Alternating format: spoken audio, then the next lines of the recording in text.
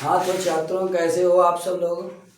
उम्मीद करता हूँ कि आप सब लोग अच्छे ही होंगे और हमेशा ऐसे ही तैयारी करते रहें अपनी 10th की। और हम आ चुके हैं अपने मोस्ट इम्पॉर्टेंट टॉपिक पे, जिसका नाम है निकट दृष्टि दोष क्या है। इसके कारण और निवारण दोनों लिखने हैं। तो बच्चों, जैसा कि देखो फिगर ये ऑलरेडी हमने बना के रखे थे ताकि समय ज़्यादा ना खर्च हो और तुम कम समय में सीख जाओ। तो सबसे पहले हम देखते हैं हमारा निकट दृष्टि दोष क्या होता है।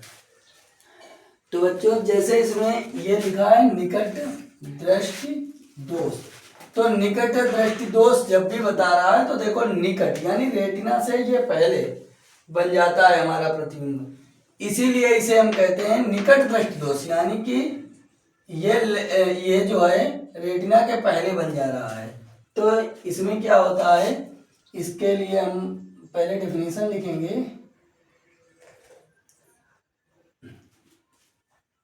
जब किसी व्यक्ति को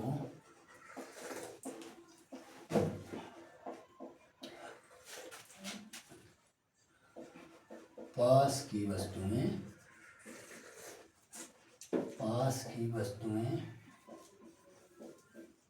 स्पष्ट दिखाई दें। जब छात्रों इस दोष से पीड़ित व्यक्ति को निकट की वस्तुएं तो साफ दिखाई देती हैं, लेकिन दूर की वस्तुएं साफ दिखाई नहीं देती हैं, तो यही दोष हमारा होता है निकट दृष्टि दोष। तो लिखा है कि निकट की वस्तुएं स्पष्ट दिखाई दें, परंतु दूर की वस्तुएं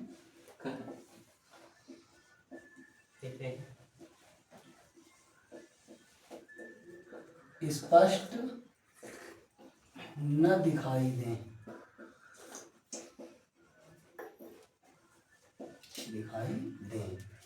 तो ऐसे दोष को हम निकट दृष्टि दोष कहते हैं। तो छात्रों, आइए हम जान लेते हैं कि आखिर निकट दृष्टि दोष हमारी आंखों में कैसे हो जाता है, ये क्यों हो जाता है। तो आइए हम इसके बारे में जान लेते हैं। तो क्या कारण है इसका, क्या कारण है। तो सबसे पहले तो हमारी वक्रता त्रिज्या जो होती है, पहला कारण ये होता है कि वक्रता त्रिज्या का बढ़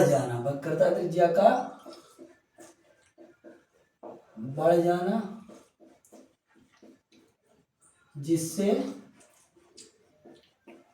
जिससे क्या होता है, फोकस दूरी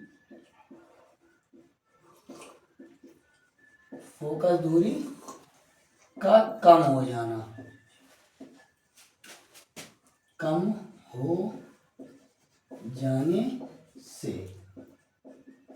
तो पहला तो कारण ये है छात्रों कि जब हमारे आंख की वक्रता त्रिज्या बढ़ जाती है और उसकी फोकस दूरी कम हो जाती है तो ये दोष उत्पन्न होता है। दूसरा पॉइंट क्या है, दूसरा पॉइंट है कि हमारे जो हमारा नेत्र लेंस है, नेत्र लेंस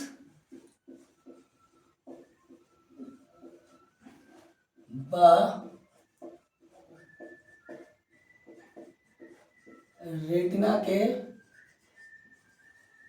बीच की दूरी का बढ़ जाना, ये इस कारण से भी होता है कि जब हमारे नेत्र लेंस व रेटिना के बीच की दूरी बढ़ जाती है तब ये दोष उत्पन्न हो जाता है। तो अब हम देख लेते हैं कि इसका निवारण क्या है। तो देखिए,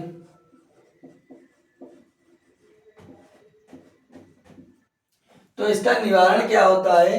देखो जब भी हमें, तो देखो निवारण के लिए याद रखना बच्चों, जैसे हमारे पास है निकट दृष्टि दोष, तो निक का आ निकलता है, इसका मतलब होता है अवतल लेंस। तो इसका सॉल्यूशन है अवतल लेंस। तो अगर हमें इसका निवारण करना है तो उचित फोकस दूरी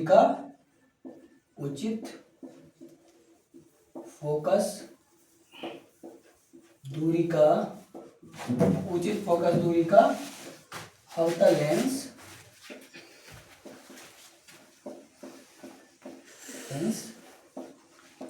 प्रयोग करते हैं। तो ये रहा आज का हमारा क्वेश्चन। और देखो छात्रों, जैसे ये हमारी अनंत से कोई किरणें जा रही हैं, तो जब ये इस लेंस से, ये हमारा आंख का लेंस है, नेत्र लेंस जिसे हम बोलते हैं, नेत्र लेंस।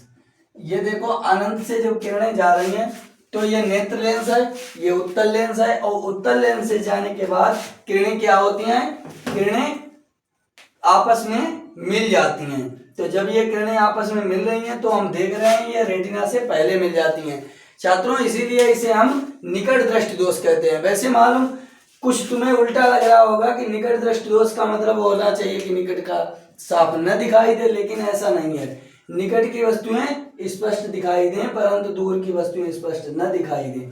तो देखिए जैसा फिगर में शो किया गया है कि जैसे दूर से जब प्रकाश की किरणें आ रही हैं तो वो किरणें क्या होता है कि ये देखो अपवर्तित होकर के ये हमारी रेटिना से पहले मिल जा रही हैं और हमारा प्रतिबिंब रेटिना पर बनना चाहिए। तो क्या होता है कि ये रेटिना पर नहीं बन रही हैं। तो ये हमारा ये दोष वक्रता त्रिज्या के बढ़ जाने से और फोकस दूरी के कम हो जाने से उत्पन्न होता है। दूसरी बात क्या है कि नेत्र लेंस और रेटिना, ये रेटिना है और नेत्र लेंस, इसके बीच की दूरी बढ़ जाती है छात्रों, तब ये दोष उत्पन्न होता है। और अगर इसका हम निवारण की बात करें तो उचित फोकस दूरी का अवतल लेंस प्रयोग करने से हमारे निकट दृष्टि दोष से निवारण किया जा सकता है।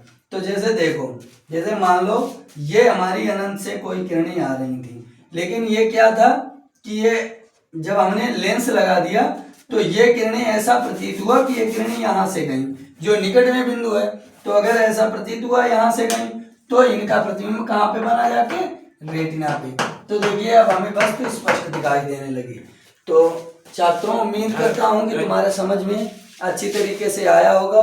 तो thank you for watching this video, और उम्मीद करते हैं कि हमारे चैनल से इसी प्रकार आगे के इम्पोर्टेंट टॉपिक को पढ़ते रहेंगे और हमारे चैनल को सब्सक्राइब करते रहेंगे।